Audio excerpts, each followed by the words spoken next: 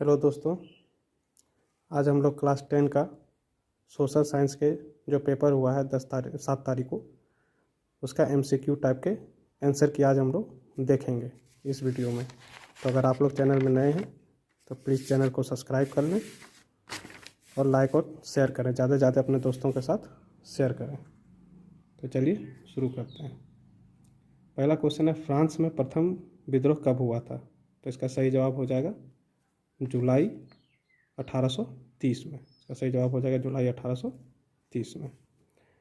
अगला सवाल है, निम्न में से किसका विश्वास था कि ईश्वर की मर्जी के अनुसार राष्ट्र ही मनुष्यों की प्रकृति इकाई है?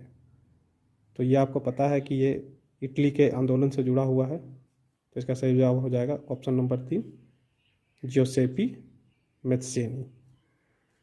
अगला तीसरा है, निम्न में से कौन सी घटना पूरे यूरोप के शिक्षित अभिजात वर्ग के राष्ट्रीय भावनाओं को संचार किया? तो इसका सही जवाब हो जाएगा यूनान का स्वतंत्रता संग्राम। चौथा देखते हैं, 1848 में यूरोपीय देशों के किसान मजदूर किन कारणों से विद्रोह कर रहे थे? तो इसका सही जवाब हो जाएगा इनमें से सभी। पांचवा देखते हैं, निम्न में से किसने अपने उद्देश्यों के प्रसार के लिए यंग इटली नामक गुप्त संगठन को बनाया था? तो ये किसने बनाया था? ये बनाया था जोसेपे मैत्सेनी ने। ऑप्शन नंबर 2 इसका सही जवाब हो जाएगा। अगला सवाल देखते हैं, प्रथम विश्व युद्ध में रक्षा व्यय में भारी इजाफा होने के कारण खर्चे की भरपाई के लिए निम्न में से क्या किया गया था? तो इसका सही जवाब हो जाएगा इनमें से सभी। इसका सही जवाब क्या हो जाएगा? इनमें से सभी। युद्ध के नाम पर कर्ज लिए गए थे, करों में वृद्धि की गई थी, सीमा शुल्क बढ़ा दिए गए थे। अगला सवाल देखते हैं, अहिंसा का धर्म सभी भारतीयों को एकता के सूत्र में बांध सकता है, यह किनका विश्वास था? तो यह था महात्मा गांधी का। अगला, जालियांवाला बाग मैदान में अमृतसर के गांव वाले लोग किस मेले के में शिरकत करने के लिए जमा हुए थे? तो ये आपको पता है, बैसाखी का मेला था। अगला सवाल है, महात्मा गांधी द्वारा वायसराय इरविन को लिखे खत में सबसे महत्वपूर्ण मांग किस वस्तु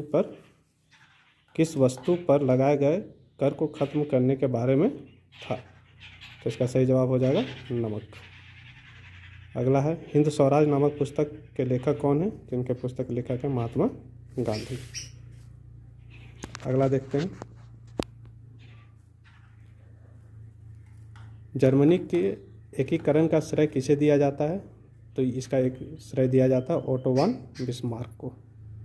चोरा चोरी कांड किस वर्ष हुआ था? तो ये हुआ था 1922 में, गोरखपुर में। उस समय असहयोग आंदोलन चल रहा था, उसी बीच ये हो गया था, जिसके बाद गांधी जी ने असहयोग आंदोलन को वापस ले लिया था। 13वां प्रश्न देखते हैं, पवन द्वारा मृदा और ढालू क्षेत्र से मृदा को उड़ा ले जाने वाली प्रक्रिया क्या कहा जाता है? इसे कहा जाता है मृदा अपरदन। 14वां नंबर, उत्पत्ति के आधार पर संसाधनों को 2 भागों में विभाजित किया जाता है, उनके नाम क्या हैं? तो उनके नाम है जैविक और अजैविक। अगला देखते हैं, निम्न में से किस मृदा को रेगुड़ मृदा भी कहा जाता है? तो आपको पता है रेगुड़ मृदा किसे कहा जाता है? काली मिट्टी को। जून 1992 में ब्राज़ील के किस शहर में प्रथम अंतर्राष्ट्रीय पृथ्वी सम्मेलन का आयोजन किया गया था? तो ये किया गया था रियो डी जेनेरियो में। 17वां, निम्न में से भारत के किस राज्यों में खनिजों और कोयलों की प्रचुर भंडार है? तो ये है आपका ऑप्शन नंबर 4 सही हो जाएगा, झारखंड, मध्य प्रदेश और छत्तीसगढ़। अगला देखते हैं, भारत में भूमि का कितना प्रतिशत भाग भू क्षेत्र मैदान के रूप में है? इसका सही जवाब हो जाएगा 43%। 19वां, देश के क्षेत्रफल का लगभग 27% हिस्सा खनिजों, जीवाश्म ईंधन और वनों के अपार संचय के रूप में किस क्षेत्र को जाना जाता है? तो ये जाना जाता है पठारी क्षेत्र को। 20वां देखते हैं, पंजाब की भूमि निम्नीकरण का मुख्य कारण क्या था? तो इसका मुख्य कारण था अधिक सिंचाई। गहन खेती नहीं होगा बच्चों, क्या होगा? अधिक सिंचाई। निम्न में से किस प्रांत में सीढ़ीदार सोपानी खेती की जाती है? तो ये की जाती है उत्तरांचल में। उत्तराखंड वाला जो इलाका होता है उसमें। भारतीय वन जीव अधिनियम किस वर्ष लागू किया गया था? तो यह लागू किया गया था 1972 में। कौन सी परियोजना सतलुज ब्यास बेसिन में जल विद्युत उत्पादन एवं सिंचाई दोनों के काम आती है? तो ये आती है आपकी व्यास परियोजना। आपको पता है दामोदर घाटी परियोजना झारखंड पश्चिम बंगाल में फैला है, हीराकुंड परियोजना उड़ीसा में है, पाकड़ा नंगल परियोजना कहाँ है? पंजाब में है। दुनिया भर में जल की कमी के जल की कमी किन कारणों से बढ़ रही है? तो इसका सही जवाब क्या हो जाएगा? इनमें से सभी। सूखा के कारण भी बढ़ रहा है, सिंचाई की बढ़ती मांग भी है, जल की व्यय बर्बादी भी होती है। तो इसका सही उत्तर क्या हो जाएगा? इनमें से सभी। अगला देखते हैं। बेल्जियम में 1950 और 1960 के दशक में किन भाषा के बोलने वाले समूहों के बीच तनाव बढ़ने लगा था? तो ये जो थी इसका आंसर हो जाएगा आपका फ्रेंच और डच। क्या हो जाएगा बच्चों? फ्रेंच और डच। अगला सवाल है, श्रीलंका में अधिकतर सिंहली भाषा लोग किस धर्म के मानने वाले हैं? तो ये मानने वाले हैं बौद्ध धर्म को। अगला देखते हैं 27वां नंबर प्रश्न। यह आपका पॉलिटिकल साइंस से जुड़ा हुआ है। लोकतंत्र के एक बुनियादी सिद्धांत के रूप में राजनीतिक शक्ति का स्रोत किसे माना जाता है? तो आपको पता होगा कि यहाँ पर बुनियादी सिद्धांत के रूप में राजनीतिक शक्ति का स्रोत किसे माना जाता है? तो ये माना जाता है जनता को। किसे माना जाता है? जनता को। अगला देखते हैं, सत्ता की भागीदारी की आवश्यकता कहाँ पड़ती है? तो इसका सही जवाब हो जाएगा इनमें से सभी। क्षेत्र, भाषा, जाति के आधार पर बटे समाज में, क्षेत्रीय विभाजन वाले बड़े राज्यों में और प्रत्येक लोकतांत्रिक राज्य में, इनमें सभी में सत्ता की भागीदारी की जरूरत पड़ती है। अगला देखते हैं 29वां। निम्न में से किस प्रकार के टकराव आगे बढ़कर अक्सर हिंसा और राजनीतिक अस्थिरता का रूप ले लेती है? इसका सही जवाब क्या हो जाएगा? सामाजिक। क्या हो जाएगा? सामाजिक। संविधान और विभिन्न स्तर के सरकारों के अधिकारों की व्याख्या करने का अधिकार किसके पास है? तो ये किसके पास है? ये है बच्चों न्यायालय के पास। अगला देखते हैं 31वां। पुलिस, व्यापार, वाणिज्य, कृषि और सिंचाई जैसे महत्वपूर्ण विषय किस सूची के अंतर्गत रखे गए हैं? तो ये रखे गए हैं राज्य सूची के अंतर्गत। किसके रखे गए हैं? राज्य सूची के अंतर्गत। 32वां देखते हैं। केंद्र शासित प्रदेश वाले इलाकों का शासन चलाने का विशेष अधिकार किस सरकार को प्राप्त है? तो यह प्राप्त है बच्चों केंद्र सरकार को। किसको प्राप्त है? केंद्र सरकार को। 33वां प्रश्न देखते हैं। जब केंद्र और राज्य सरकार की शक्तियों को लेकर स्थानीय सरकारों को दी जाती है तो इसे क्या कहा जाता है?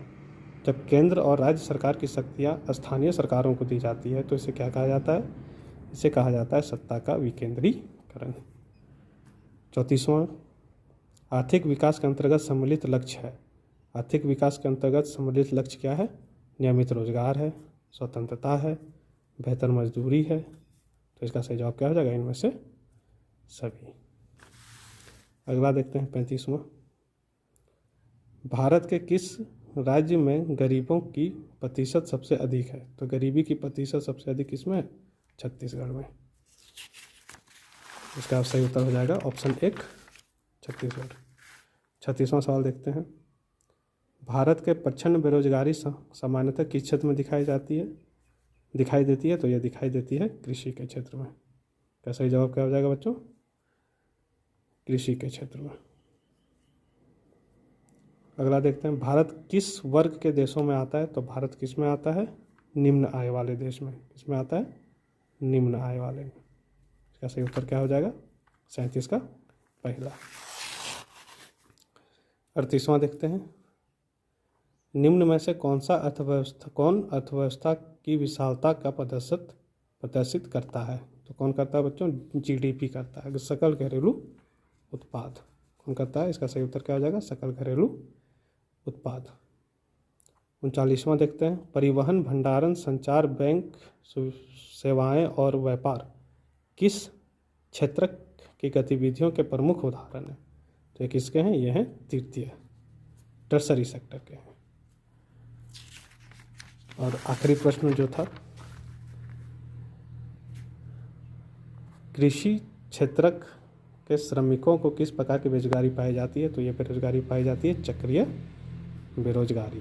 कौन सी बेरोजगारी पाई जाती है बच्चों? चक्रीय बेरोजगारी। अगर ये वीडियो आप लोगों को अच्छा लगा हो तो प्लीज़ इसे लाइक करें, शेयर करें और चैनल को सब्सक्राइब कर लें, ताकि मैं आने वाले और भी परीक्षाएं हैं उनकी भी जो भी MCQ टाइप होंगी, MCQ टाइप जितने भी आएंगे, अगला आप लोगों को पता है कि कल के दिन पे आपका आएगा हिंदी का पेपर आएगा, तो जो भी पेपर आएंगे उनका सभी का मैं MCQ के आंसर आप लोगों को इसी चैनल पर देता रहूँगा। तो चैनल को ज़्यादा से ज़्यादा शेयर कर सब्सक्राइब करें और अपने दोस्तों के साथ शेयर करें। Thank you.